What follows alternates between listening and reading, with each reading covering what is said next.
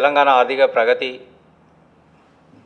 Budget 2025-26 సమావేశానికి విచ్చేసిన వివిధ పార్టీల ప్రతినిధులు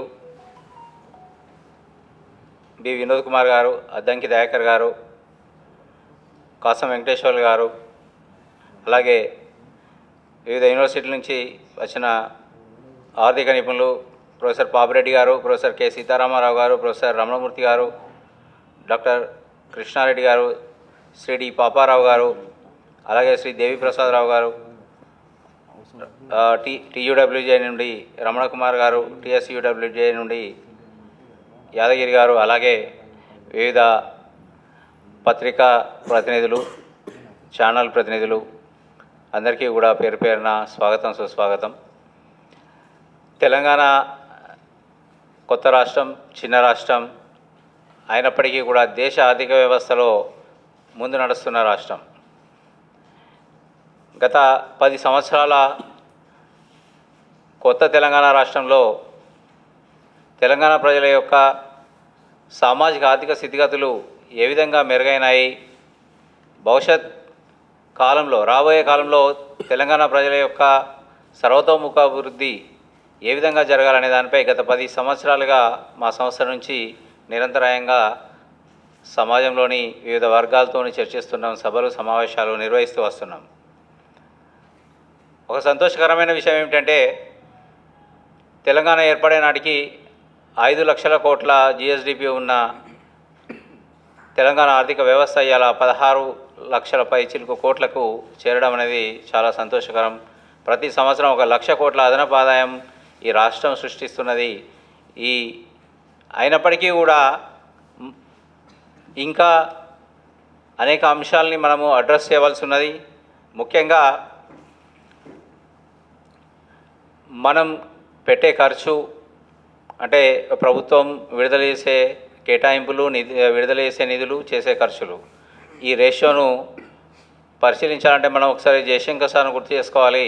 ఉమ్మడి ఆంధ్రప్రదేశ్లో తెలంగాణ ప్రాంతానికి జరిగిన నష్టాన్ని ఆయన దశాబ్దాల పాటు బడ్జెట్ అధ్యయనం ద్వారా, బడ్జెట్లో అలొకేషన్స్, ఈ 3 అంశాలు అలొకేషన్, అలాట్మెంట్ అండ్ ఇంప్లిమెంటేషన్, ఈ 3 దశలలో ఎట్లా జరిగిందనే దాన్ని కూలంకషంగా పరిశోధించిన తర్వాత నిధులు నియామకాలు అనే అంశం పైన ఒక ట్యాగ్ తీసుకొని ఈ ఉద్యమాన్ని మనం నిరంతరాయంగా కొనసాగించి రాష్ట్రాన్ని సాధించుకున్నాం. అయితే ఈ రాష్ట్రానికి సంక్షేమ అభివృద్ధి అనేది 2 పట్టాల్లాగా నడిపించవలసిన అవసరం ఉంది. ఎందుకంటే పేదరికాన్ని నిర్మూలించాలి, అభివృద్ధిని కొనసాగించాలి. అభివృద్ధిలో వచ్చిన ఆదాయాన్ని మళ్ళీ సంక్షేమానికి, సంక్షేమం నుంచి అభివృద్ధి చెందిన అప్లిఫ్ట్ అయిన సమాజం నుంచి ఉత్పత్తి అయిన సంపదను మళ్ళీ ఈ ఎకానమీలో జమ చేసుకోవడం అనేది ఇదంతా కూడా ఒక నిరంతర ప్రక్రియ. తలసరి ఆదాయంలో మనం ముందున్నప్పటికీ కూడా జీవన ప్రమాణాలు మెరుగుపరుచుకునే విషయంలో ఇంకా ముందుకు నడవలసి ఉన్నది. అయితే చాలామంది బడ్జెట్పై ఎందుకు చర్చ జరగాలి, ఎందుకు మాట్లాడుకోవాలి అనే దాని మీద ఒక చిన్న డిబేట్ జరిగింది మేము ఈ ప్రోగ్రామ్ అనౌన్స్ చేసిన తర్వాత. సామాన్యుని మీద ఈ బడ్జెట్ యొక్క ప్రభావం ఎట్లా ఉంటుంది అనేది ప్రతి ఒక్కరికి, ముఖ్యంగా ఈ మధ్యతరగతి సమాజానికి అవగాహన ఉండవలసిన అవసరం ఉంది. ఎందుకంటే బడ్జెట్లో తీసుకున్న నిర్ణయాలు, వాళ్ళు ఎంపిక చేసుకున్న ప్రోగ్రాం వల్ల వాళ్ళ జీవితాలు, జీతాలు 2 కూడా ప్రభావితమవుతాయి. వాళ్ళ ఖర్చులు, వేతనాలు నిర్దేశించబడతాయి. అయితే వికాస్ సమితిగా మేము ఉద్యమాకాంక్షల్ని నెరవేర్చడం కోసం రాజకీయ ప్రక్రియకు బయట ఉండి, రాజకీయ పార్టీలు వాళ్ళ పని వాళ్ళు చేస్తున్నారు, అసెంబ్లీలో మాట్లాడుతున్నారు, పరిపాలన ఉన్న వాళ్ళు పరిపాలిస్తున్నారు, ప్రతిపక్షంలో ఉన్న వాళ్ళు వాళ్ళ పాత్ర నిర్వహిస్తున్నారు. అయితే పౌర సమాజం నుండి మేము రాజకీయ ప్రక్రియకు బయట నిలబడి తెలంగాణ సర్వతోముఖ అభివృద్ధి కోసం, తెలంగాణ యొక్క సామాజిక ఆర్థిక అభివృద్ధి కోసం కృషి చేస్తున్నాం. అందులో భాగంగా ఈ కార్యక్రమాన్ని ఏర్పాటు చేయడం జరిగింది. బడ్జెట్ తర్వాత ఈ కార్యక్రమాన్ని ఏర్పాటు చేయడం యొక్క మా ముఖ్య ఉద్దేశం ఏంటి అంటే అసెంబ్లీలో చర్చకు రాని అనేక అంశాలు, చర్చకు రాకుండా పోయిన అనేక అంశాలని మనం ఇప్పుడు ఇక్కడ అడ్రస్ చేసుకుందాం. అలాగే తెలంగాణ ఆర్థిక ప్రగతి ఇవాళ దేశ ఆర్థిక ప్రగతితో పోలిస్తే వేగంగా ముందుకు వెళ్తున్నప్పటికీ తెలంగాణలో ఒక వాతావరణం ఉంది. ఏంటి అంటే ఇవాళ ఆర్థిక పరిస్థితి బాగాలేదనే ఒక సంశయము లేదా అనుమానం ప్రజల్లో ఉంది. అన్ని అంశాలని క్రోడీకరించుకొని తెలంగాణ ప్రజల యొక్క భవిష్యత్ అవసరాలని దృష్టిలో పెట్టుకొని బడ్జెట్లో ఎట్లా ఉండాలి, ప్రాతిపదిక ఎట్లా ఉండాలి అనేది మన నిపుణుల ద్వారా మనం సలహాలు సూచనలు తీసుకుంటాం. అలాగే రాజకీయ నాయకులతో కూడా ఆ విషయాన్ని చర్చిస్తాం. ముఖ్యంగా తెలంగాణ వికాస్ సమితి నిర్వహించిన కార్యక్రమాలలో మేము అనేక సందర్భాలలో ప్రభుత్వానికి ప్రజలకు మధ్య ఒక సంభాషణలాగా ఉండడానికి ప్రయత్నం చేసినాం. ప్రతి సందర్భంలో సక్సెస్ కాలేకపోయినప్పటికీ కూడా ప్రజల సమస్యలు వచ్చినప్పుడు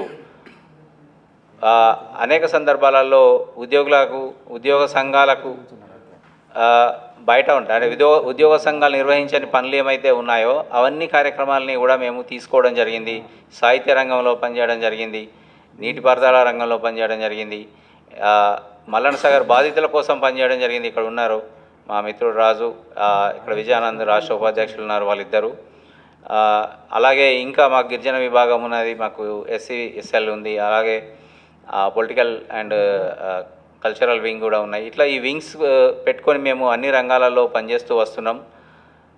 మా యొక్క లక్ష్యం ఏంటి అంటే తెలంగాణ పౌర సమాజం ఎప్పుడు కూడా చైతన్యవంతంగా ఉండాలి. తమ ఆకాంక్షలు, తమ అవసరాలు, తమ డిమాండ్స్ని ఎప్పుడు కూడా వెనకకు తీసుకోకుండా చైతన్యవంతంగా ముందుకెళ్ళాలి. ప్రభుత్వాల ముందు పెట్టి సాధించుకోవాల్సిన అవసరం ఉంది. ఒకవేళ ప్రభుత్వాలు కానీ పార్టీలు కానీ ప్రాధాన్యతలను మర్చిపోయిన సందర్భంలో మనము మళ్ళీ వాళ్ళకు గుర్తు చేసి తెలంగాణ రాష్ట్ర ఆకాంక్ష ఏంది, తెలంగాణ రాష్ట్రం ఏర్పడ్డప్పుడు ప్రజలు ఏం కోరుకున్నారు, ఆ అంశాలు ఎందుకు వెనకబడిపోతున్నాయి అనే దాన్ని నిరంతరం గుర్తు చేయవలసిన, మననం చేయవలసిన బాధ్యత మన మీద ఉందని నేను తెలియజేస్తున్నాను. ఈ సందర్భంగా చర్చను ఇనిషియేట్ చేయవలసిందిగా ప్రొఫెసర్ సీతారామరావు గారిని కోరుతున్నాను. సార్ బడ్జెట్ పైన, తెలంగాణ ఆర్థిక ప్రగతి బడ్జెట్ 2025-26 పైన చర్చని ఇనిషియేట్ చేస్తారు.